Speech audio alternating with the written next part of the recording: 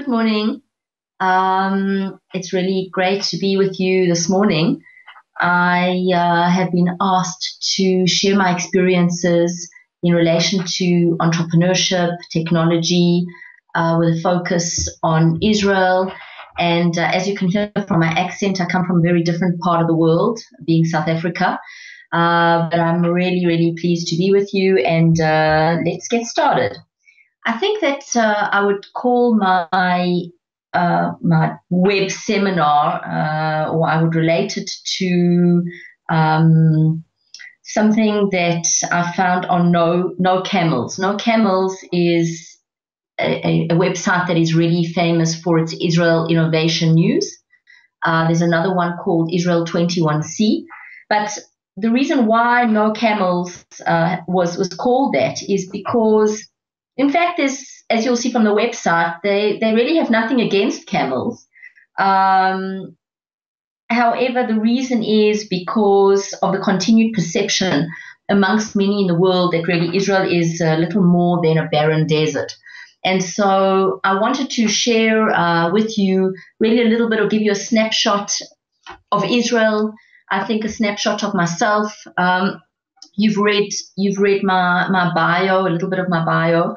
I wanted to share some lessons with you in terms of what I believe to also be the nature of the Israeli, which really mimics or which really fits so well into the nature of what a startup you is, as I called this presentation. I would say the first thing that I relate to very much, even in terms of my own background, is the strong anti-conventionalism. Experiences meaning taking risks and really willing to tolerate uncertainty. My background really came from being an attorney in South Africa as a labor lawyer.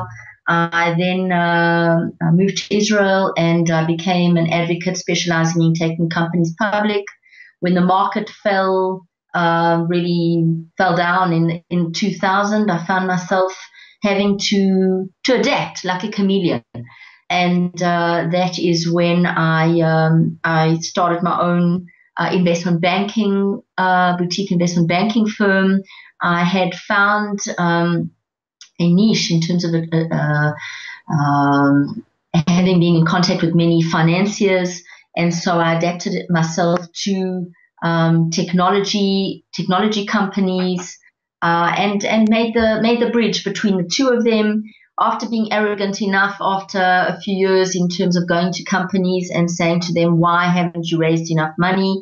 I decided it was time to get involved in a company myself, which I founded a company as a US company in the biotech area, in the pharma area, and that I managed and ran for 7 years. That was an innovative ophthalmology or ophthalmic drug delivery company.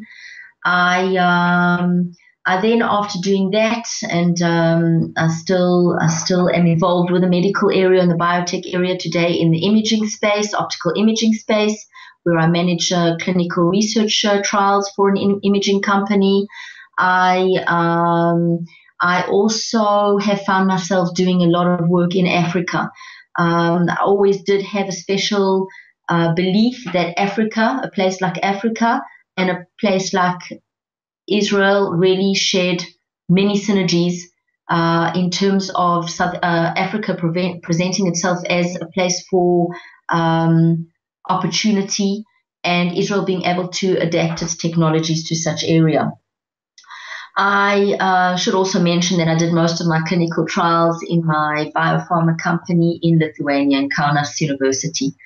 The second thing that I would mention in terms of a trait, which I think really relates to entrepreneurship, is, as you may know, nothing really works in a straight line, or that's certainly been my experience. You go in a certain way, but you don't approach things in a very conventional way either. And in actual fact, you come to many of the same results at the end of the day, but by not going the conventional route. I would say that the motivation of an entrepreneur is not money. is not money. I don't think that is the motivation. I think the motivation is really a thrill, getting a thrill and being able to use your passion to achieve results. I must say, the other night I was at a function where 25 entrepreneurs from South Africa came to Israel, indeed to experience the startup nation of Israel. And one of the gentlemen stood up, and he was a man who had lost his parents young of age, and he found himself in the situation where he was in the cement field, and then he managed to progress to run a company which employs today 190 people, and he was